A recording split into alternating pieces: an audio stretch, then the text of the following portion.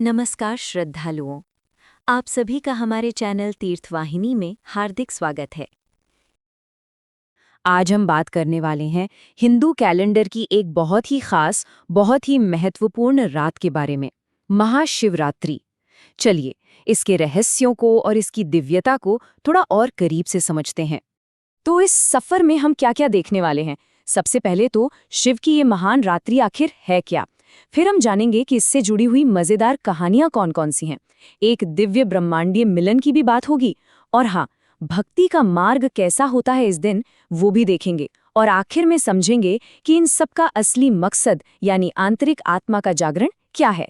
तो चलिए शुरू करते हैं और सबसे पहले ये समझते हैं कि आखिर इस एक रात में ऐसा क्या खास है जो इसे बाकी रातों से इतना अलग और इतना शक्तिशाली बनाता है।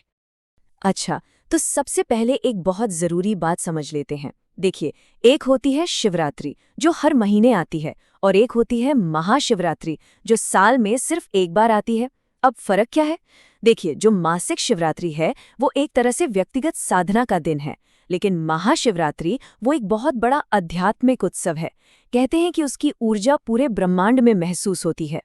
जैसे अगर हम 2026 की बात करें तो महाशिवरात्रि 15 फरवरी को है, और ये एक ऐसी तारीख है जिसे दुनिया भर में लाखों करोड़ों लोग मनाते हैं।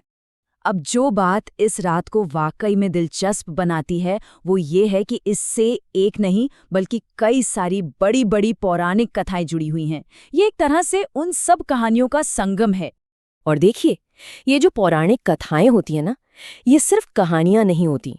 असल में ये एक तरह की कोड लैंग्वेज में लिखी गई हैं, जिनके जरिए हमें जिंदगी और इस ब्रह्मांड के बारे में बड़े गहरे सच पता चलते हैं। तो चलिए पहली और सबसे प्रमुख कथाओं में से एक की बात करते हैं। इसकी शुरुआत होती है दो महान देवताओं के बीच एक, कह सकते हैं, एक कॉस्मिक डिबेट से। कहानी ये है कि जब श्रेष्ठता को लेकर विवाद हुआ तो भगवान विष्णु और भगवान ब्रह्मा दोनों ही शिव के उस अनंत प्रकाश स्तंभ का न तो कोई शुरुआत ढूंढ पाए, न ही कोई अंत। और यही बात हमें सिखाती है कि शिव की शक्ति वो अनंत है, हमारी कल्पना और हमारी समझ से कहीं परे। अच्छा, अब एक और कहानी की तरफ चलते हैं। ये कहानी उस वक्त की है जब पूरा का पूरा ब्रह्मांड एक बहुत ही भयानक जहर के खतरे में आ गया था। ये कहानी है समुद्र मंथन की। जब सागर को मथा जा रहा था तो उसमें से हलाहल नाम का विष निकला, इतना घातक कि पूरी सृष्टि खत्म हो सकती थी। तब भगवान शिव ने दुनिया को बचाने के लिए उस विष को खुद पी लिया, और इसी वजह से उनका गला नीला पड़ गया और उन्हें नाम मिला नीलकंठ। सिर्फ इतना ही नहीं, एक और मान्यता है। माना जाता है कि इसी रात को शिव ने पहली बार अपना वो विश्व प्रसिद्ध ब्रह्मांडीय नृत्य किया था, जिसे हम तांडव के नाम से जानते हैं।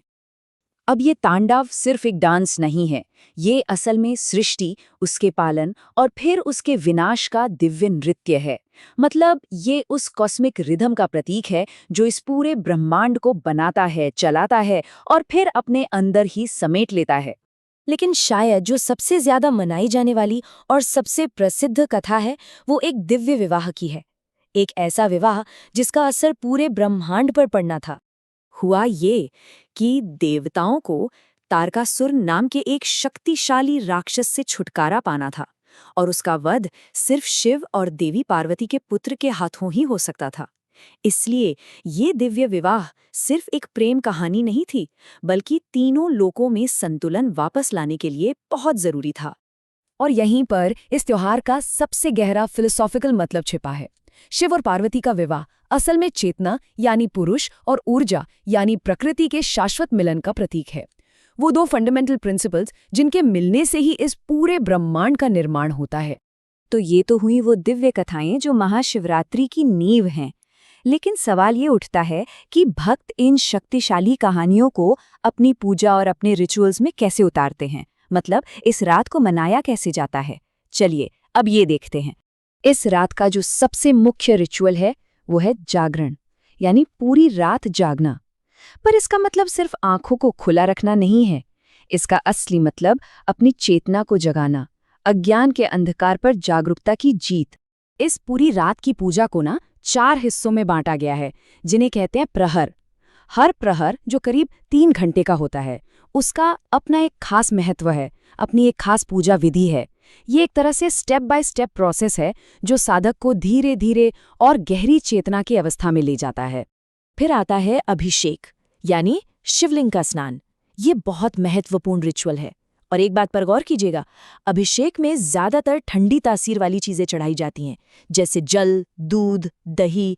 इसके पीछे का भाव ये है कि जो शिव गहरी समाधि में लीन है, उन्हें शीतलता दी जाए, ठीक वैसे ही जैसे हम अपने अंदर के गुस्से और अशांति को शांत करने की कोशिश करते हैं। और हाँ, एक चीज जो शिव को खास तौर पर प्रिय है, वो है बेलपत्र। ये 3 पत्तियों वाला पत्र बहुत खास है। माना जाता है कि इसकी 3 पत्तियां प्रकृति के 3 गुणों सत्व, रजस और तमस का प्रतीक हैं, और इसे चढ़ाने का मतलब है इन तीनों गुणों से ऊपर उठकर शुद्ध भक्ति तक पहुंचना। तो ठीक है, इतनी सारी कहानियां हैं, इतनी सारे रिचुअल्स हैं, पर इन सब का आखिरी मतलब क्या है? ये सब हमें किस तरफ लेकर जाते हैं? ये सबसे जरूरी सवाल है। देखिए, महाशिवरात्रि असल में एक बहुत ही शक्तिशाली मौका है अपने अंदर झांकने का, अपनी आत्मा को साफ करने का। ये हमारे अपने जीवन के अंदर जो अंधेरा है, जो अज्ञान है, उस पर जीत हासिल करने का प्रतीक है। मतलब त्योहार का असली मकसद बाहर से ज्यादा अंदर की यात्रा है। तो ये एक रात हमें बस यही याद दिलाती है कि हमारी जिंदगी का जो सबसे बड़ा संघर्ष है और जो सबसे बड़ी जीत है, वो कहीं बाहर नहीं, हमारे अपने अंदर ही है। अगर एक रात अंधेरे पर जीत की इस यात्रा का प्रतीक बन सकती है, तो जरा सोचिए कि हमारे लिए ये यात्रा असल में कैसी दिखती होगी।